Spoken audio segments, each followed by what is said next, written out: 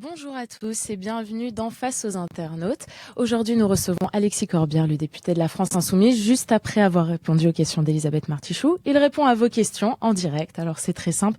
Laissez-nous un petit commentaire sur notre page Facebook, juste en dessous de la vidéo. Je vous lis et je lui pose toutes vos questions. Bonjour Alexis Corbière. Bonjour. Merci d'avoir accepté notre invitation. Alors première question, est-ce que vous allez voter la confiance au gouvernement ? Non. Non. Pourquoi ? Parce que nous prenons le gouvernement au sérieux, monsieur le Premier ministre, on a écouté ce qu'il proposait, on a entendu ce que disait monsieur Macron, donc il n'y a pas de surprise a priori. Ils vont mettre en application ce qu'ils ont déclaré dernièrement et nous sommes en désaccord avec cette idée de bouleversement du Code du travail, selon moi extrêmement défavorable pour les salariés, qui va précariser encore plus nos concitoyens. Je ne suis pas d'accord avec la suppression annoncée de 125 000 postes de fonctionnaires et ainsi de suite. Donc il y a un cadrage politique avec lequel je ne suis pas d'accord. J'ai fait d'ailleurs campagne contre cette politique-là et je crois que ce qu'attendent ceux qui nous ont fait confiance, c'est que nous disions non à cela et que nous nous fassions entendre des raisons pour lesquelles nous sommes en désaccord. Le groupe de 17 députés de la France Insoumise sera une opposition écologiste et sociale. Donc ça, c'est le député Éric Coquerel qui le dit. Est-ce que vous pouvez expliquer à ceux qui nous regardent qu'est-ce que c'est une opposition écologiste et sociale ? C'est une opposition, c'est-à-dire des gens qui n'aident pas le gouvernement à mettre en œuvre sa politique. Mais aussi, nous sommes porteurs d'un programme qui s'appelait l'Avenir en commun. Vous savez, c'était le programme de Jean-Luc Mélenchon. Il y a 357 propositions. Voilà, ça nous a fait aussi mandat et programme durant l'élection législative. Et c'est un programme écologique. Par exemple, nous proposons la sortie du nucléaire d'ici 2050 pour passer à 100% d'énergie renouvelable, fidèle au scénario du collectif Négawatt, par exemple. Ça, c'est écologique. Voilà ce que nous allons porter.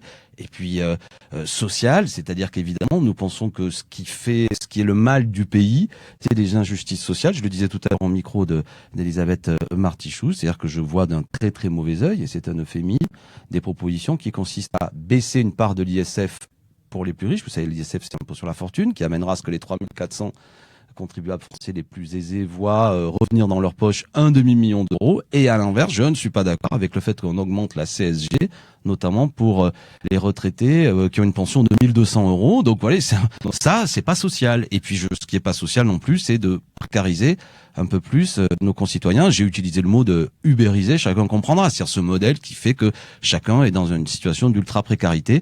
L'ultra-précarité, c'est très concret. Ça veut dire que quand on est un jeune salarié, on peut pas s'émanciper, peut pas prendre un appartement, parce que je ne connais pas un propriétaire d'appartement qui loue à quelqu'un qui n'a rien d'autre à lui dire que voilà, j'ai une fiche de paye sur les 1 ou 2 mois qui viennent, après je ne sais pas.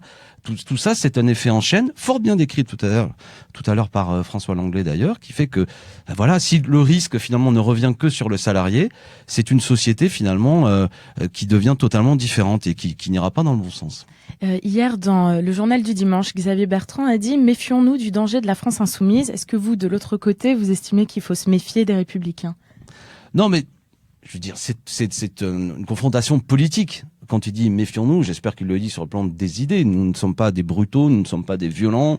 Mais effectivement, pour un homme de droite comme Monsieur Bertrand ou d'autres, ils doivent effectivement, je le prends comme une reconnaissance d'une force en dynamique. Et il dit attention, si effectivement il peut y avoir une situation où la prochaine fois nous sommes en capacité de prendre le pouvoir, c'est du moins ce que je souhaite, parce que je crois que nos idées sont majoritaires.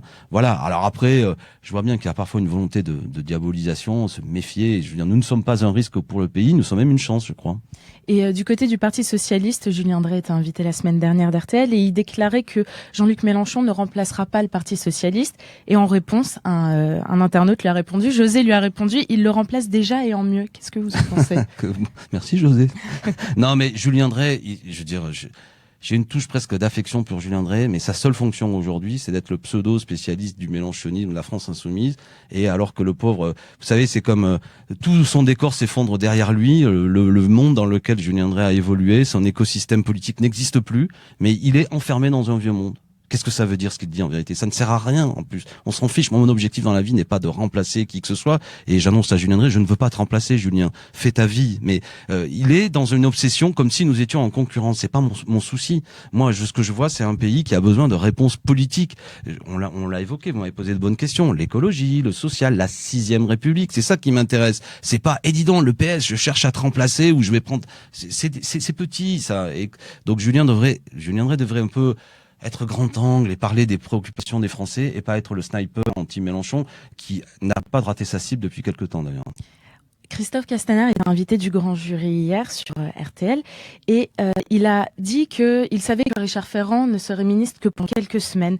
Et on a du coup Jimmy qui a réagi, qui nous a dit quel est l'intérêt de l'avoir mis ministre. Nathalie qui dit aussi pourquoi l'avoir nommé. Est-ce que vous comprenez cette incompréhension ? Ils ont raison. Ça, c'est de la langue de bois, mais alors de la langue de teck. Vous savez, ce bois dur que nous fait Castaner. Non, mais chacun a compris que si Monsieur Ferrand n'est plus ministre, c'est en raison de ses mésaventures et c'est une exfiltration en raison de grandes difficultés. Le reste, c'est du baratin. Alors si c'est ça le porte-parole du gouvernement, on va être lassé assez rapidement. Et justement, par rapport à ça... Les auditeurs ont parfaitement raison, ils ont tout compris. On a Benoît qui réagit sur Facebook, qui nous dit « En Marche portera toujours la tâche indélébile d'avoir élu comme président de groupe Richard Ferrand ».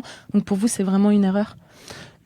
Tâche indélébile, c'est des grands mots, mais je sais, du moins, il y a quand même une difficulté quand tout de même, on va parler clairement, un homme, on considère qu'il est face à des difficultés ou qui l'amène à ne pas pouvoir être ministre, c'est assez baroque de dire on va en quelque sorte le recycler en présidence de groupe. Je pense que le groupe aura quelques difficultés, mais on va voir. Monsieur Ferrand dit qu'il va donner des explications sur sa situation. On va les écouter attentivement. Moi, de ce que j'en ai vu, uniquement à travers la presse, je trouve que c'est quand même un peu choquant ce qui a eu lieu. Je connais pas un seul Français qui peut, si vous avez suivi l'affaire, uniquement avec une promesse de vente, trouver une banque qui vous prête de l'argent pour acheter ce local. Enfin, je suis un peu technique, mais que chacun se souviendra.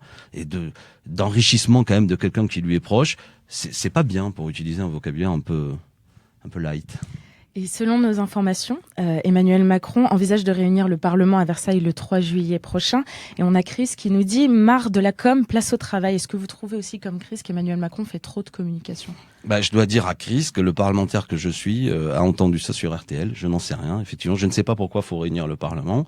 Si c'est pour écouter le président et le lendemain écouter le Premier ministre qui vont peu ou prou dire des choses assez équivalentes, ça coûte cher la réunion au Parlement à Versailles. Bon, je vois pas l'intérêt de tout cela, mais moi je ne suis pas à la manœuvre là-dessus. Est-ce que vous pouvez expliquer à Chris comment est-ce que vous comptez vous mettre au travail ? Quelles sont vos priorités en tant que député ? Nous, nos priorités, c'est d'abord faire le travail de parlementaire, découvrir ça. Moi, je suis un néo-parlementaire.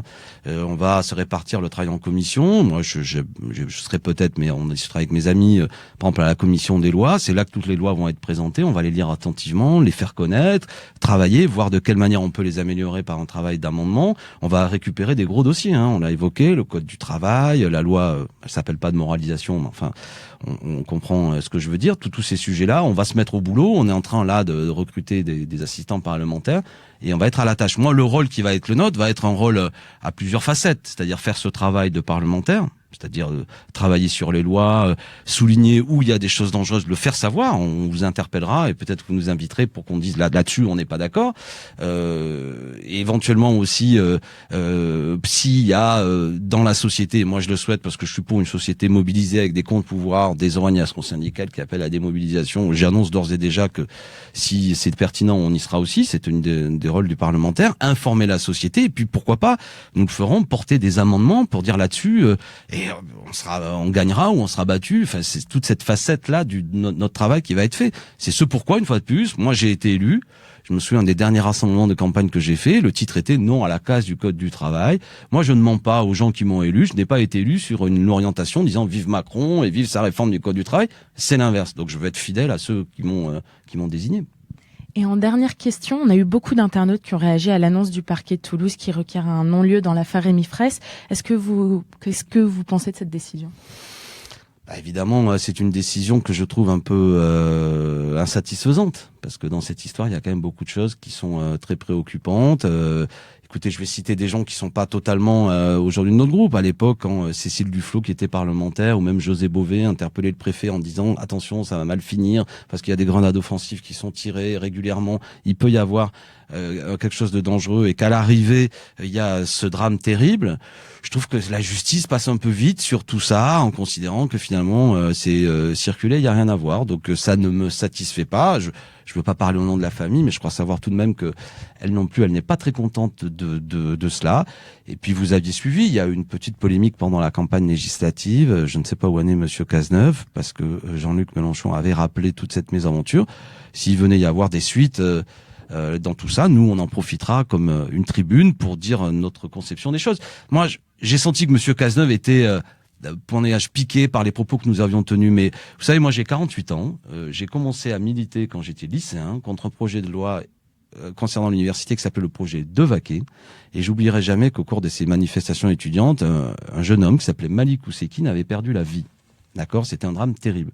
Bien à l'époque, le ministre de l'enseignement supérieur, Monsieur Devaquet, avait démissionné.